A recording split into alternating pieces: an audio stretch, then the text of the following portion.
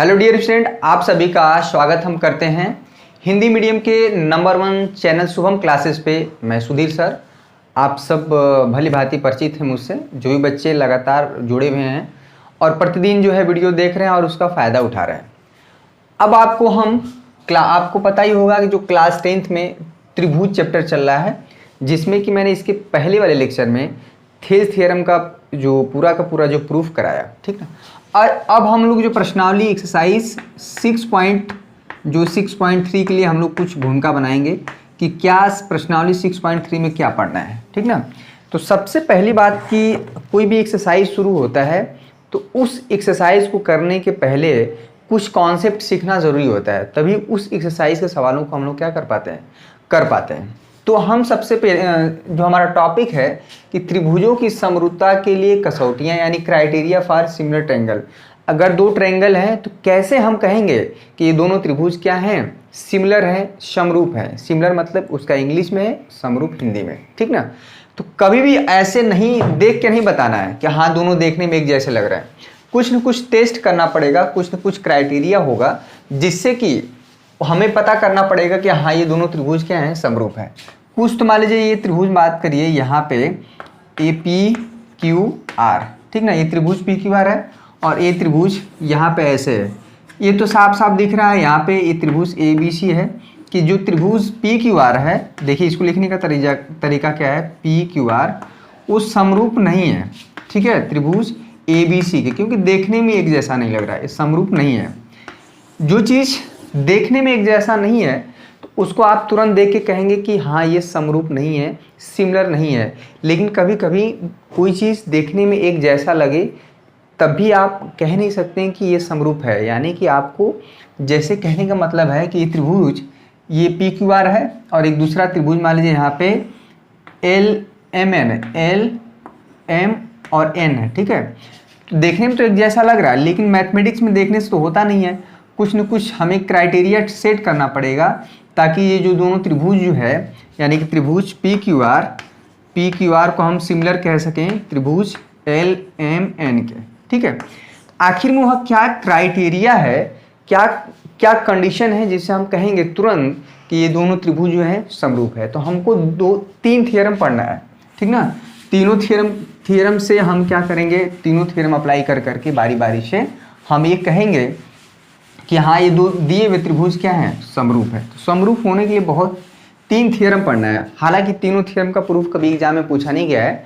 इसमें 3 थ्योरम है, एक थेल्स थ्योरम, इसके बाद जो हम थ्योरम कराएंगे, ठीक ना, 2 लेक्चर के बाद होगा, और एक पाइथागोरस थ्योरम।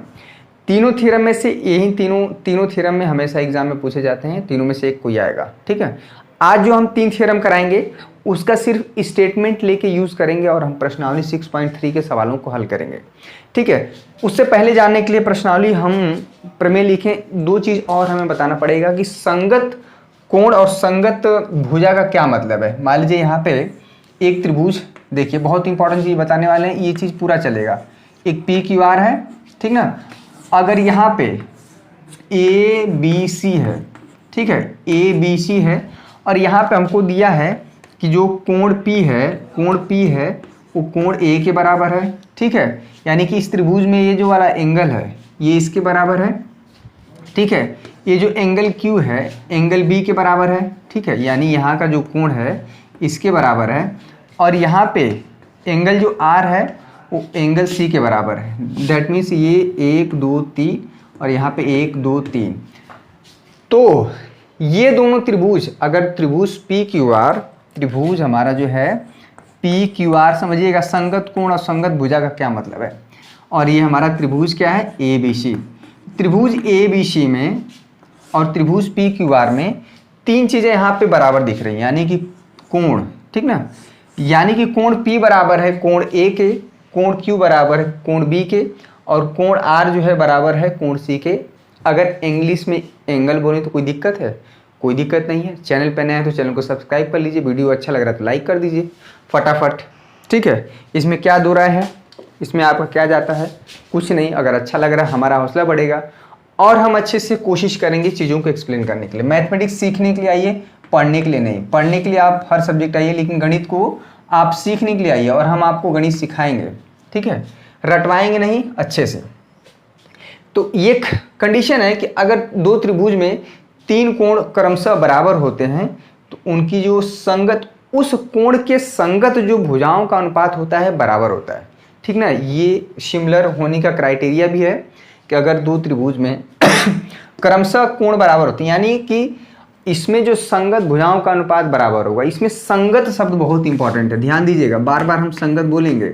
संगत इंग्लिश में बोलते हैं कॉरस्पॉन्डिंग, ठीक ना, इंग्लिश में बोलते हैं कॉरस्पॉन्डिंग।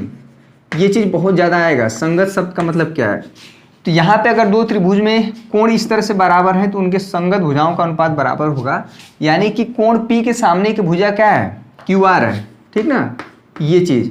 और ये जो है कोण P बराबर है कोण A के, तो कोण A के सामने की भुजा क्या है, BC, ठीक ना। तो यहाँ पे अपान हो जाएगा BC, ये बराबर होगा मेरे प्यारे बच्चों, ये जो त्रिभुज PQR में जो कोण Q है ये बराबर इसके, लेकिन इसके सामने की जो भुजा क्या है, PR, ठीक ना। तो यानी कि PR और त्रिभुज ABC में जो एंगल B के सामने की भुजा क्या है, AC, ठीक ना, AC अपान में कोण R बराबर है कोण C के, तो R के सामने की जो भुजा है PQ वो बराबर हो जाएगा PQ, और C के सामने की भुजा क्या है, AB। तो ये हो जाएगा संगत भुजाओं का अनुपात, ठीक ना। ये चीज़ बहुत इंपॉर्टेंट है, ये आपको बार बार आएगा, ठीक है। तो इसको नोट करिए, अभी हम आपको और भी चीज़ें बताते हैं। इसमें संगत शब्द बहुत इंपॉर्टेंट है। अब देखिए, इसी में अगर ये सब क्लियर हो गया तभी त्रिभुज के सवालों को आप हल कर पाएंगे, अदरवाइज जो है आप पूरे कहीं पे भी इतना क्लियर कट नहीं बताया जाएगा, मैं बता दे रहा हूँ पहले ही।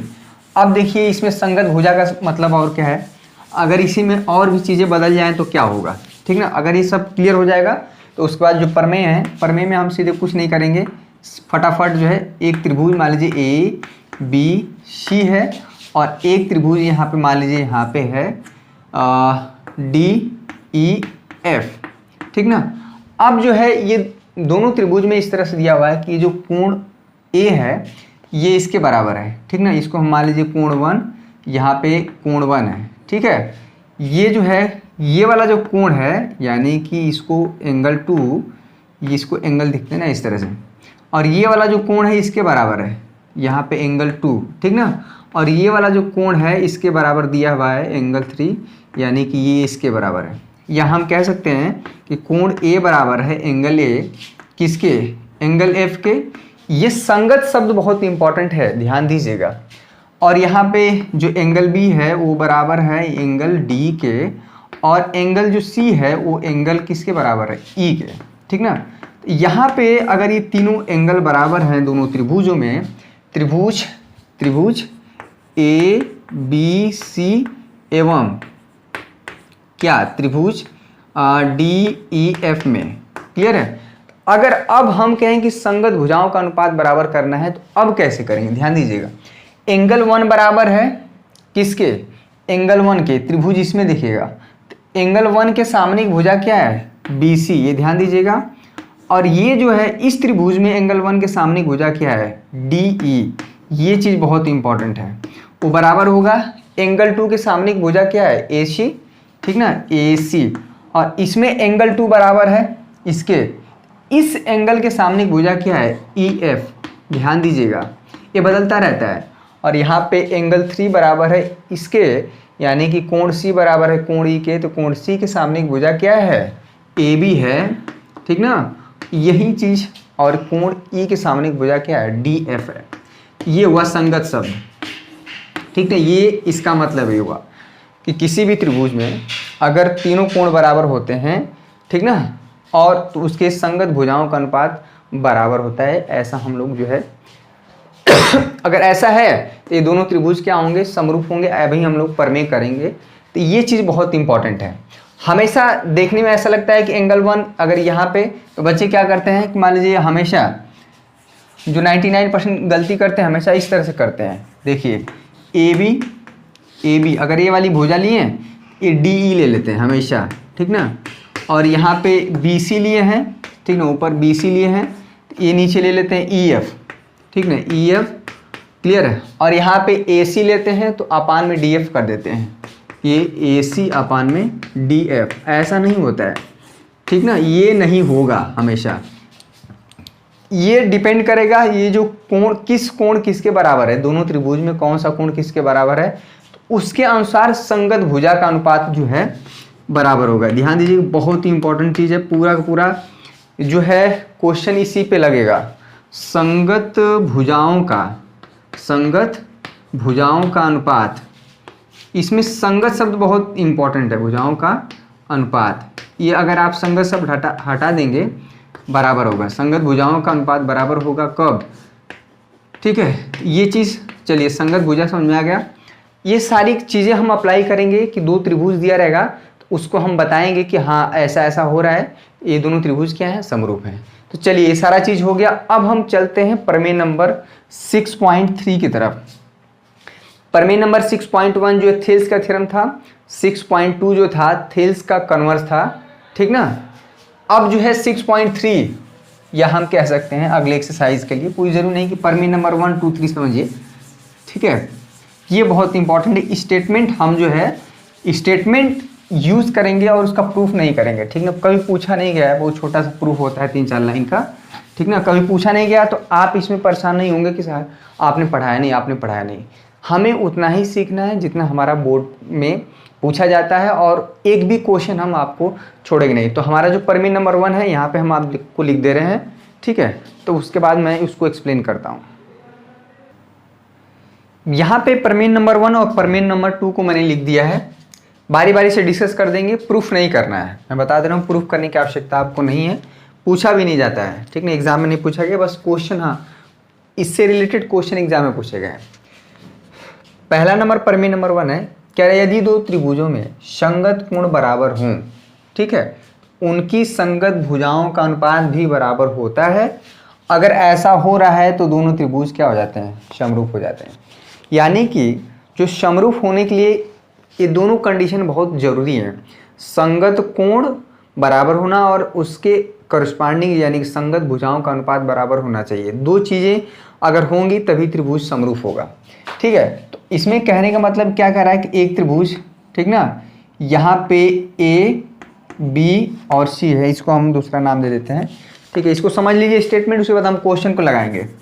तीसरा वाला जो प्रमेय है उसका भी यूज कर लेते हैं। मान लीजिए पी है, क्यू है, आर है, ठीक ना। एक दूसरा त्रिभुज है आर एस टी, इसमें जो है हमारा एंगल पी जो है बराबर है एंगल आर के, एंगल क्यू बराबर है एंगल एस के, ठीक ना। एंगल ये क्या है, पी क्यू आर, यहाँ पे एस टी, इसको यू, ठीक ना, एस टी यू। पी बराबर है एस के, ध्यान दीजिए, पी बराबर है एस के, क्यू बराबर है टी के, क्यू बराबर टी है, और आर बराबर है यहाँ पे यू के, ठीक ना। ये एंगल जो है बराबर है। तो कह रहा है कि अगर दो त्रिभुजों में 3 कोण बराबर होते हैं, इनके कोण बराबर होते हैं, तो उनके संगत भुजाओं का भी अनुपात बराबर होता है। पी बराबर है एस के, तो यहाँ पे क्यू आर बराबर हो जाएगा टी यू के अपान में, क्यू बराबर है टी के, तो क्यू के सामने की भुजा क्या है, पी आर, और टी के सामने की भुजा क्या है, एस यू। तो यहाँ पे हो जाएगा टी आर अपान में एस यू बराबर हो जाएगा, ये एंगल आर बराबर है यू के, तो आर के सामने की भुजा पी क्यू है और यू के सामने की भुजा क्या है, पी क्यू अपान में एस टी। तो ये चीज़ आपको मिलेगा। तो किसी भी दो त्रिभुज को समरूप होने में यही दो कंडीशन होनी चाहिए, एंगल बराबर होना चाहिए और संगत भुजाओं का अनुपात बराबर होना चाहिए। अगर ये दोनों चीज़ें हैं तो हम तुरंत कहेंगे कि त्रिभुज क्या है, पी क्यू आर हमारा क्या है, समरूप त्रिभुज है, किसके, एस टी और यू के। ये भी जो लिखते हैं ना, देखिए पी बराबर एस के, तो ये इसी सीक्वेंस में होना चाहिए। क्यू बराबर है एंगल जो टी के और आर बराबर है एंगल यू के, तो इसमें जो लिखते हैं ये चेंज नहीं होना चाहिए, ध्यान देने वाली बात है। ये लिखते समय मिस्टेक नहीं होना चाहिए। कौन एंगल किसके बराबर है, अगर एंगल P बराबर होता है U के, तो यहाँ पे U होता है पहले, एंगल Q बराबर होता है S के, तो S दूसरे नंबर पे आता, एंगल R बराबर होता है T के, तो तीसरे नंबर पे T आता। ध्यान देने वाली बात ये है, ठीक ना। तो ये चीज़ है। तो यहाँ पे इस स्टेटमेंट का कहने का मतलब है कि कहीं पे भी आपको दो त्रिभुज मिले, दोनों त्रिभुजों में 3 कोणों बराबर, उनके संगत भुजाओं का अनुपात बराबर मिलता है, तो तुरंत आप कहिएगा कि ये दोनों त्रिभुज क्या हैं, समरूप हैं, ठीक है, सिर्फ और सिर्फ कोण बराबर होने से नहीं होगा समरूप। ध्यान देने वाली बात ये है, उनकी संगत भुजाओं का भी अनुपात बराबर होना चाहिए। दोनों कंडीशन नेसेसरी है। पहली कंडीशन ये है, ठीक है, पहली बात तो कोण बराबर होना चाहिए, और ये दूसरी कंडीशन है कि संगत भुजाओं का अनुपात बराबर होना चाहिए। अगर ये दोनों कंडीशन संतुष्ट होती हैं तब जाके त्रिभुज क्या होगा, समरूप होगा। अगर ये संगत भुजाओं का यानी संगत कोणों का अनुपात, संगत कोण बराबर है और संगत भुजाओं का अनुपात बराबर नहीं है, तो ये दोनों त्रिभुज समरूप नहीं होंगे। ये ध्यान देने वाली बात है, ठीक ना। तो कहीं पे भी आंख बंद करके ये काम नहीं करना है। ये हुआ पहले प्रमेय का कहने का मतलब है। तो पहली क्राइटेरिया हमें मिल गई, ठीक ना। इसको कभी कभी हम लोग एंगल क्राइटेरिया भी बोलते हैं। इसको क्या बोलते हैं, बाई एंगल क्राइटेरिया। मतलब यहाँ पे तीनों कोण बराबर थे इस त्रिभुज के, ठीक ना। पहले वाले त्रिभुज का तीनों कोण दूसरे वाले त्रिभुज के तीनों कोण के क्या था, बराबर था। ये दोनों त्रिभुज क्या हो गए, समरूप। ये समरूप का चिन्ह है। और सर्वांगसम का चिन्ह ऐसे हुआ करता था, याद करिएगा। दो त्रिभुज सर्वांगसम होने का मतलब होता है कि वो बिल्कुल एक तरह, मतलब एक के ऊपर एक रखें तो क्या कर जाए, ढक जाए। सर्वांगसम समरूप में अंतर है। चलिए, प्रमेय नंबर 1 को हम समझ लिए। प्रमेय नंबर 2 को हम क्या करेंगे, ठीक उसी का उल्टा है। कह रहा है यदि दो त्रिभुजों में त्रिभुजों की भुजाएं समान अनुपात में है, ठीक ना। यहाँ पे संगत शब्द जुड़ना चाहिए। संगत भुजाओं का अनुपात समान हो तो उनके संगत कोण भी बराबर होते हैं। इसको ये एंगल क्राइटेरिया था, ये साइड क्राइटेरिया है। इसमें देखिए इसका कहने का मतलब क्या है। देखिए यहाँ पे ए बी सी और यहाँ पे जो है कह रहा है यहाँ पे पी क्यू आर, ठीक ना। इस बार एंगल बराबर की बात नहीं कर रहा है, बात कर रहा है कि इसमें संगत भुजाओं का अनुपात बराबर है। कहने का मतलब इसमें दिया है ए बी जो का अनुपात अपान में पी क्यू वो बराबर है मेरे प्यारे बच्चों यहाँ पे बी सी, ठीक ना। पहले वाले त्रिभुज में बी सी अपान में क्यू आर, ठीक ना, इसके। और ये बराबर है ए सी अगर ए सी अपान में पी आर, यानी संगत भुजाओं का अनुपात बराबर है, ठीक ना। किसी भी दो त्रिभुज में उनकी भुजाओं का अनुपात बराबर है तो उसके करस्पॉन्डिंग उसके संगत कोण बराबर हो जाएंगे। तो देखिए यहाँ पे ए बी बराबर है पी क्यू के, इसका जो अनुपात है, तो यानी कि ए बी के सामने का कोण सी है और इसके सामने का कोण क्या है, आर है। तो कोण सी बराबर हो जाएगा कोण आर के, ठीक है। अब देखिए बी सी अपान में क्यू आर, बी सी अपान में क्यू आर, तो बी सी के सामने का कोण क्या भाई, ए है, यानी कि कोण ए बराबर हो जाएगा कोण पी के। ध्यान दीजिएगा, ए सी त्रिभुज ए बी सी में ए सी बराबर है, ए सी का जो अनुपात है बराबर है पी आर। देखिए ए सी अपान में पी आर, ए सी के सामने का जो कोण है ये बी, ठीक ना, ये बी हो जाएगा और इसमें इसके सामने की जो एंगल है वो हो जाएगा ये बराबर। इसमें कह रहा है कि अगर दो दिए हुए त्रिभुज में उनकी भुजाओं का अनुपात बराबर हो तो उसके संगत कोण भी क्या होंगे, बराबर होंगे। यानी कि दो त्रिभुज को समरूप होने के लिए हमें दो कंडीशन मिल गई। ये तो तीनों कोण बराबर हो गए और संगत भुजाओं का अनुपात भी बराबर है, या उल्टा हम कहें कि संगत भुजाओं का अनुपात बराबर है तो तीनों कोण बराबर मिल गए। इसलिए ये दोनों त्रिभुज क्या हो जाएंगे, इसलिए ये त्रिभुज ए बी सी हमारा सिमिलर हो जाएगा त्रिभुज पी क्यू आर के, ठीक ना। ध्यान दीजिएगा पी क्यू आर के, तो ये हो गया सिमिलरिटी की कंडीशन। कहीं पे भी आपको मिले कि त्रिभुज दिया हो और संगत भुजाओं का अनुपात बराबर है और तीनों कोण बराबर हैं, तब भी आप तुरंत लिखिएगा कि हाँ भैया ये दोनों त्रिभुज क्या है, समरूप है। तीसरी कंडीशन ये है, तीसरी कंडीशन देखिए, तीसरा प्रमेय, उसके बाद सीधे हम क्वेश्चन की तरफ चलेंगे। तीसरी थ्योरम देखिए, तीसरा थ्योरम यहाँ पे देखिए। तीसरे थ्योरम को हम लोग समझते हैं, एग्जाम में नहीं पूछा जाता, ठीक ना। इसका क्वेश्चन हम कह रहे यदि एक त्रिभुज का एक कोण, ऑब्वियस चीज है कि समरूप त्रिभुज की बात हो रही है तो हमेशा दो त्रिभुज रहेगा। मान लेते हैं ए बी सी का एक कोण, मान लेते हैं कोण ए जो है वो दूसरे त्रिभुज के एक कोण के बराबर है। एक मान लेते हैं दूसरा जो त्रिभुज है भैया, हमेशा दो त्रिभुज रहेगा डी ई, यहाँ पे मान लेते हैं एफ।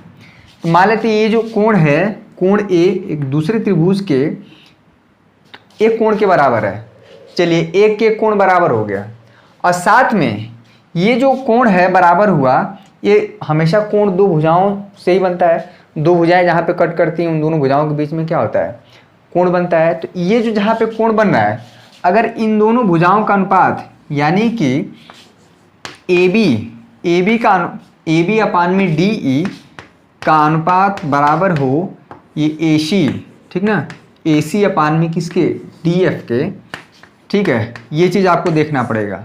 एक कोण और दो भुजाओं का अनुपात, यानी ये कोण x है और ये भी कोण x है, ठीक है। तो एक कोण और वो जो कोण बन रहा है उसके अंतर्गत जो भुजाएं हैं, जिन दो भुजाओं के अंतर्गत वो कोण बन रहा है, उन दोनों भुजाओं का अनुपात बराबर हो। यानी कि दो कंडीशन देखना है, एक कोण और दो उन भुजाओं का अनुपात बराबर हो, लेकिन वो भुजाएं ऐसी वैसी नहीं, जिस जहाँ पे कोण बन रहा है, जिन दो भुजाओं द्वारा कोण बन रहा है उसका अनुपात अगर बराबर है तो ये दोनों त्रिभुज क्या हो जाते हैं, समरूप हो जाते हैं। अगर ऐसा त्रिभुज तो ए बी सी समरूप हो जाएगा त्रिभुज डी ई एफ के। ध्यान दीजिए लिखने में, यहाँ पे बहुत इंपॉर्टेंट चीज़ है, ये एंगल ए बराबर है डी के, तो हमेशा ये यहाँ पे पहले स्थान पे ए है, पहले स्थान पे यहाँ पे भी डी होना चाहिए, ठीक ना। तो ये त्रिभुज हमारा समरूप हो गया। ये समरूपता की जो कंडीशन है इसको बोलते हैं साइड एंगल साइड, ठीक ना। देखिए कैसे हो रहा है, साइड यहाँ पे एंगल फिर साइड, ठीक ना, साइड एंगल, यहाँ पे एंगल बनना है फिर साइड।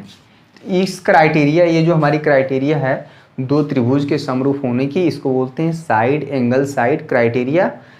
अगर आपको ऐसा मिल गया कहीं पे कि एक कोण बराबर है और उनके जो दोनों कोण बन रहे हैं जिन दोनों भुजाओं द्वारा, उसका अगर अनुपात बराबर हो तो तुरंत आप कहिए कि हाँ भैया ये लीजिए दोनों त्रिभुज क्या हैं, समरूप होंगे। ये थ्योरम नंबर 3 है। इन्हीं तीनों थ्योरम का यूज करके हम लोग क्या करेंगे, एक्सरसाइज 6.3 करेंगे। पहली कंडीशन क्या थी हमारे, एंगल एंगल एंगल, ठीक ना। तीसरी कंडीशन क्या थी, साइड साइड साइड, और दूसरी कंडीशन साइड साइड, तीसरी कंडीशन साइड एंगल साइड। ये तीनों क्राइटेरिया हम क्या करेंगे, लेके चलेंगे। एक चीज़ और आखिरी, उसके बाद सीधे हम क्वेश्चन करेंगे, ठीक है। क्वेश्चन करेंगे, नोट कर लीजिए, पहले इस स्टेटमेंट को नोट कर लीजिए, बहुत इंपॉर्टेंट है। सीधे हम एक्सरसाइज में अगर चले आते हैं, आपको चीज़ें समझ में नहीं आती, बार बार वहाँ पे परेशान होते हैं, क्योंकि ये चीज़ें बहुत बेसिक हैं और ये पूरे त्रिभुज में लगेगा, ठीक ना। ये इसके बाद जो है एक्सरसाइज 6.3 में तो लगेगा ही लगेगा, एक्सरसाइज 6.4 में भी लगेगा। दो त्रिभुज समरूप दिखाने के लिए बार बार हम चीज़ें यूज़ करेंगे।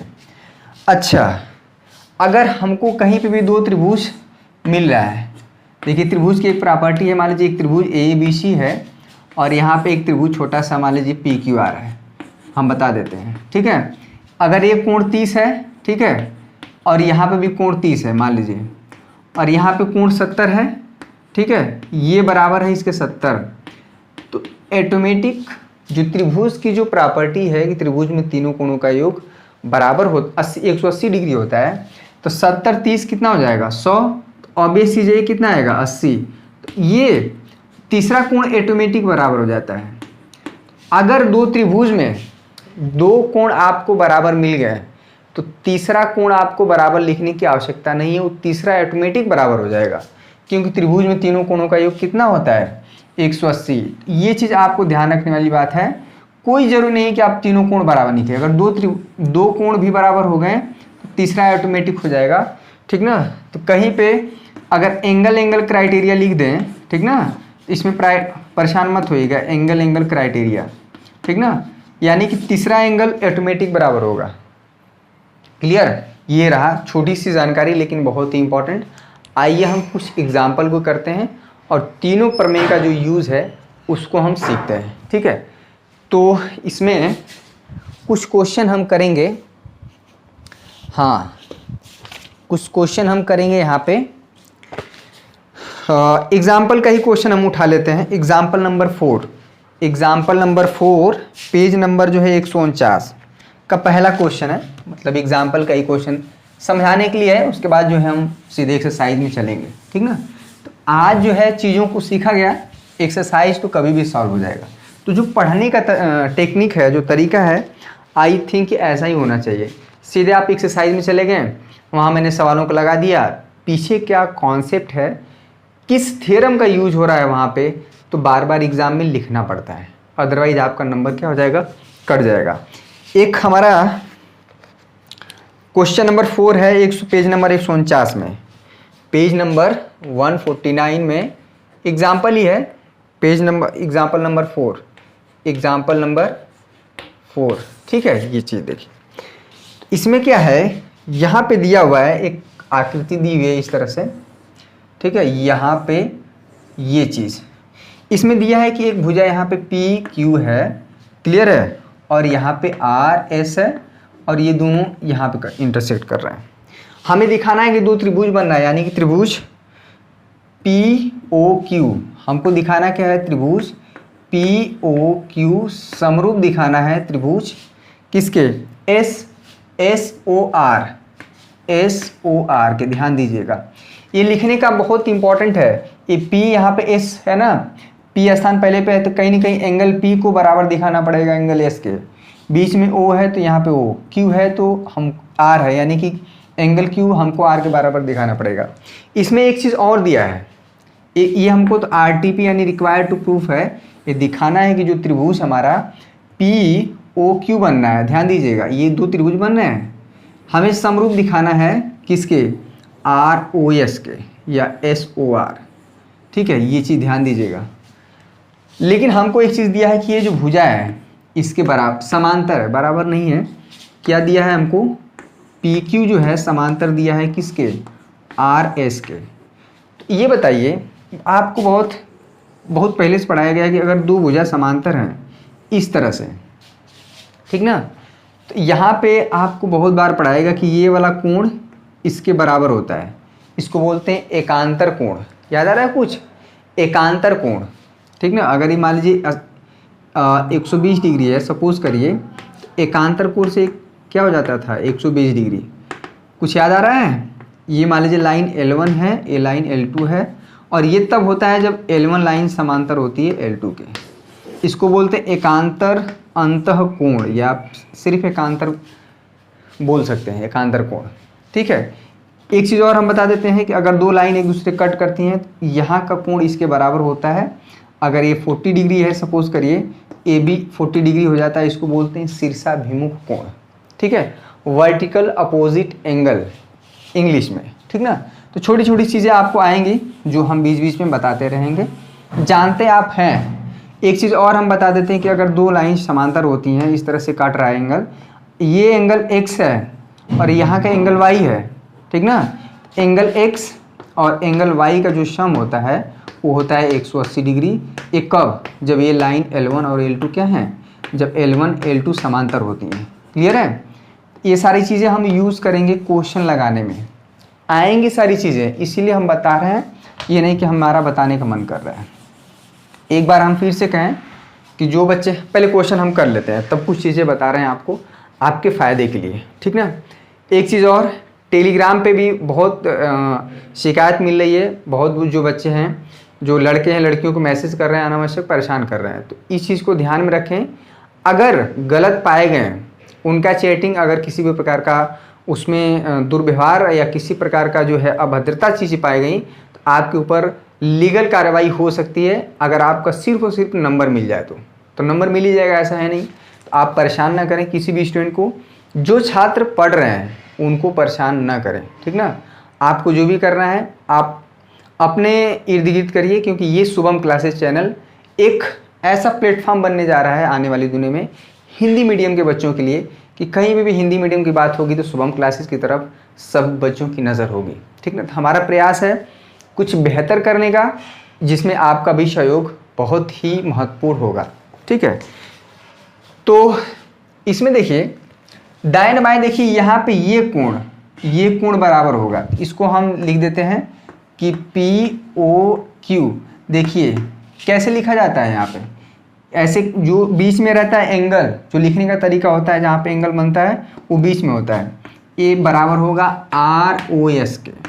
चलिए ROS के हम दो त्रिभुज लिए हैं, त्रिभुज किसमें, POQ एवं एवं क्या है त्रिभुज SOR में। देखिए ये दोनों त्रिभुज में बात चल रही है, एक चीज़ तो मिल गया, क्योंकि ये भुजा इसके समांतर है, यहाँ वाला कोण इसके बराबर होगा। अगर इसको हम 1 नाम दे दें तो ये भी क्या हो जाएगा, एंगल 1। ठीक है, यहाँ से हम देख रहे हैं कि एंगल P बराबर हो गया एंगल S के। कोई दिक्कत?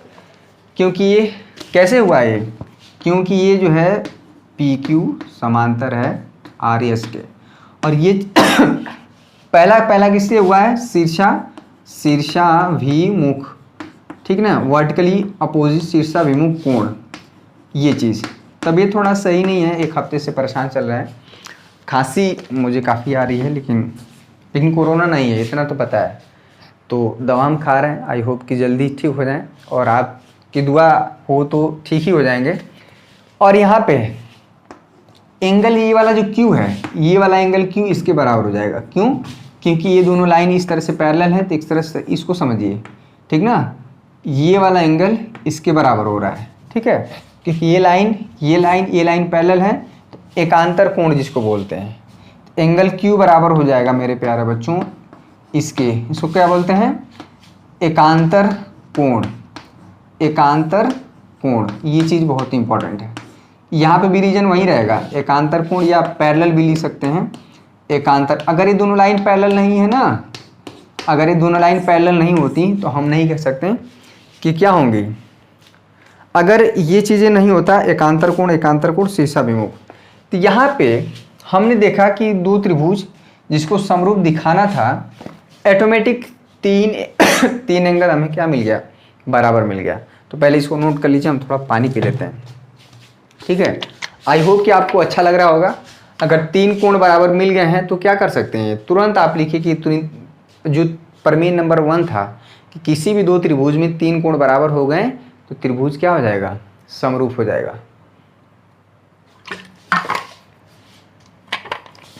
चलिए, ये चीज हो गया क्वेश्चन नंबर 1।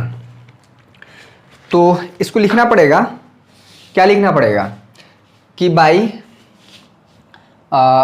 एंगल क्राइटेरिया से, इंग्लिश में भी लिख देंगे क्राइटेरिया से, त्रिभुज क्या था, POQ समरूप हो गया त्रिभुज SOR के। ये चीज़ हो गया, क्लियर है। ध्यान देने वाली बात है कि ये जो एंगल P है बराबर हुआ है S के, तो देखिए P के सामने यहाँ पे S है, एंगल O बराबर है R के, Q बराबर है, देखिए एंगल Q बराबर है R के। तो ये लिखने का भी सीक्वेंस मिस्टेक नहीं होना चाहिए, ऐसे कभी नहीं होगा। त्रिभुज POQ सिमिलर त्रिभुज SRO, ये इस तरह से नहीं लिखाया जाएगा, ठीक ना। अगर ऐसा होता है तो इसका मतलब P जो है S के बराबर है, O जो है R के बराबर है, और Q जो है इसके बराबर है। ऐसा है नहीं इसमें। तो बाई एंगल क्राइटेरिया से कि अगर दो त्रिभुज में 3 कोण बराबर होते हैं तो वो तीनों त्रिभुज क्या हो जाते हैं, समरूप हो जाते हैं, ठीक ना। मतलब दोनों त्रिभुज समरूप हो जाते हैं। तो समरूप होने की एक क्राइटेरिया ये हुई। और जो है, चलिए क्वेश्चन नंबर, इसी का एग्जाम्पल हम कर देते हैं। क्वेश्चन नंबर 5 हम करते हैं, इसको आप नोट डाउन कर लीजिए और इसको हम मिटा देते हैं। क्वेश्चन नंबर 5 पेज नंबर 150, ठीक ना। कह रहा है कि एक त्रिभुज ABC दिया हुआ है जिसमें कि AB की जो लंबाई 3.8, ध्यान दीजिएगा BC की लंबाई 6 है और AC की लंबाई क्या है, 3√3 है।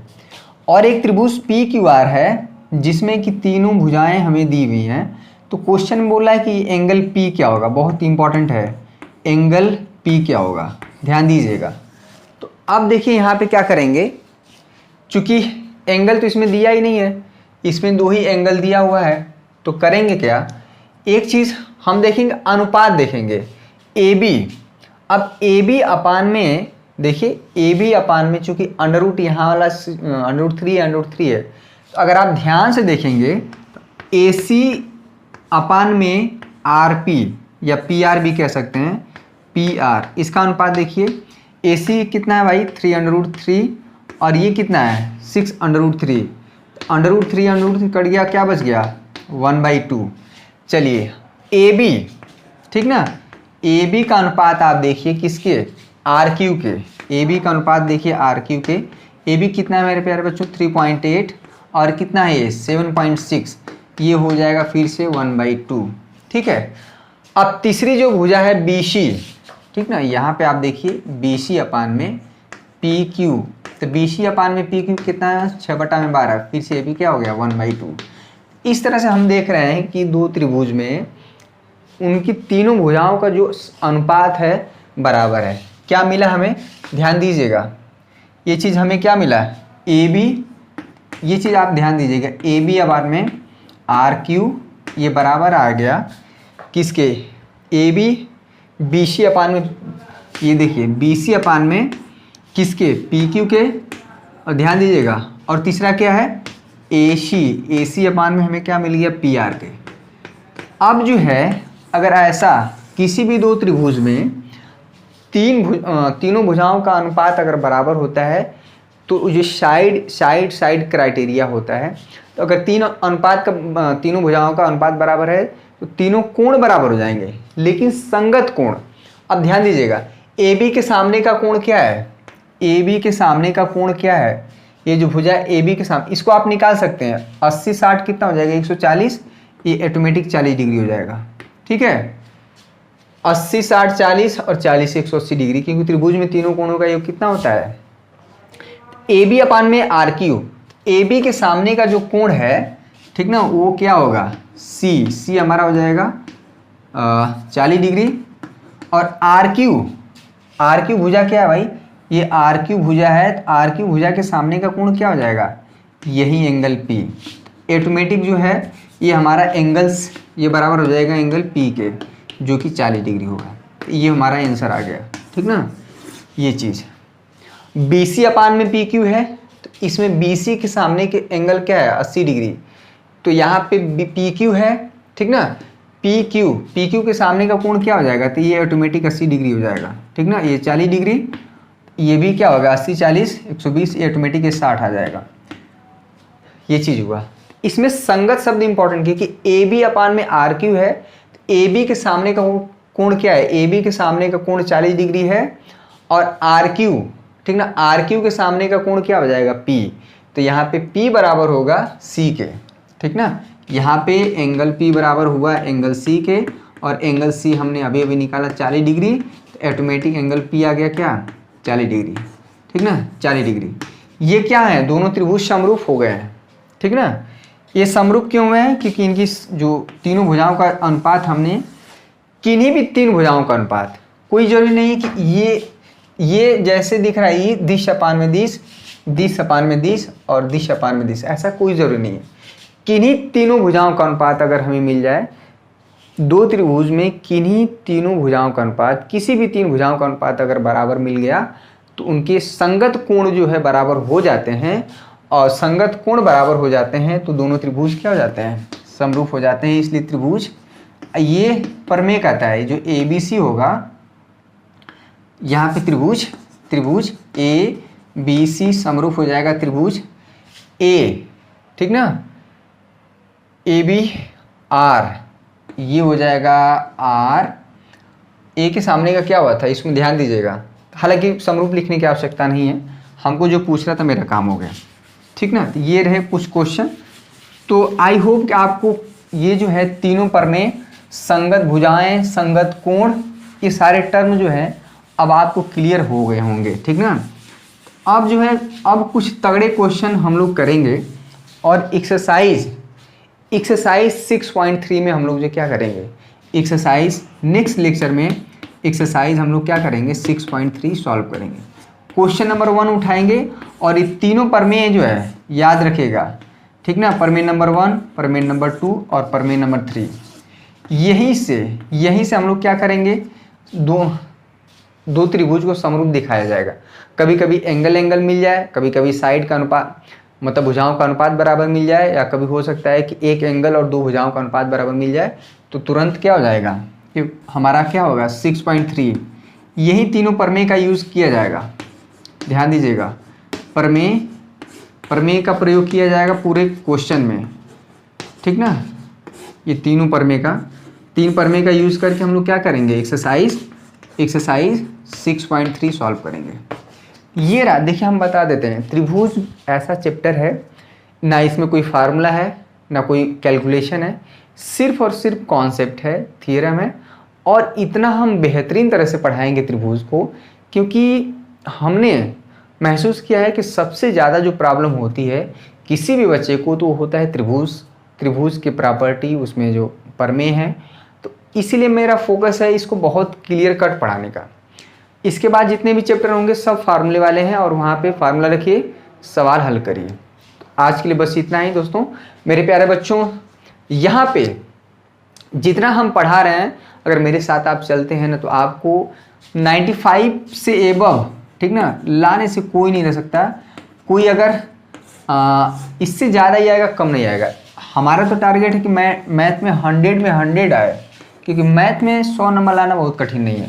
30 नंबर अगर सभी बच्चों को मिलेगा ही, पेपर 70 नंबर होगा, ठीक है, 70 30 100 हो गया, बहुत आसान है नंबर पाना। अभी आप जैसे कह रहे हैं कि तीनों थ्योरम का प्रूफ नहीं करना है, आता भी नहीं है, बहुत कम मतलब कभी कभार पूछ दिया, बहुत किस्मत खराब होगी तभी। 3 थ्योरम हम बताएं, एक पाइथन, इसके पहले जो है हम बताएं थेल थ्योरम, इसके बाद 2 थ्योरम और आएगा, उसका हम प्रूफ बताएंगे, ठीक ना। वो हमें पूछा जाता है, पाइथागोरस थ्योरम बहुत बार पूछा गया और पाइथागोरस थ्योरम से रिलेटेड सवालों को, ठीक है। आई होप आपका सेशन आज पसंद आया होगा, और पसंद आया तो लाइक करिए, शेयर करिए। वही चीज़ बार बार बोलना ठीक नहीं लगता। अगर आपको ठीक लगता है लेक्चर तो आप लाइक कर दीजिए, अदरवाइज़ कोई और बात है तो आप कमेंट करके हमें बता सकते हैं। बाकी हम लोग संडे को प्रतिदिन आपकी समस्याओं को लेकर हम लोग लाइव आते हैं, जो भी आपकी बातें हैं उसको आप रखिए। और बाकी जो है निरंतर पढ़ते रहिए। 40 से 45 मिनट का लेक्चर रहता है, बहुत लेंदी भी नहीं रहता है, उसको बार बार रिवाइज करिए। और इसके पहले जो चैप्टर हम पढ़ाए हैं द्विघात समीकरण, उसके कुछ क्वेश्चन हमने आपको ऐप में प्रोवाइड कर दिया गया है, ठीक ना। तो वहाँ से क्वेश्चन को आप लेके खुद से सॉल्व करिए। ऐसा नहीं कि उस क्वेश्चन जो आप लगा रहे हैं तो जो छूट गया वो नहीं आ रहा है, उसको हम जितने भी क्वेश्चन हैं उसे हम सॉल्व करेंगे, ठीक ना, उसे हम सॉल्व करेंगे। लेकिन अभी थोड़ा सिलेबस कुछ बढ़ जाए, एक दिन 2 घंटे का लेक्चर किसी दिन छुट्टी मिलेगी तो या संडे को कभी मिलेगा, जो हमारा चैप्टर नंबर 1 है। ये हमारा इसी तरह से आगे बढ़ता रहेगा। चैप्टर नंबर 1 हम कुछ एक्स्ट्रा क्लास में लेके इसको क्या करेंगे, कवर करेंगे, वास्तविक संख्या है। पूरी चीज़ें, पूरी तरह से हर चीज़ वेल प्लान्ड है, कोई परेशान होने की जरूरत नहीं है। हम अभी जिंदा हैं, आपको 95% ला के ही छोड़ेंगे। जब तक आपका अच्छा नंबर नहीं आएगा हम साथ नहीं छोड़ने वाले हैं। आप भले ही छोड़ दें लेकिन हम नहीं, ठीक है। तो आज के लिए बस इतना ही। बहुत बहुत धन्यवाद मेरे प्यारे बच्चों, आपका दिन शुभ हो।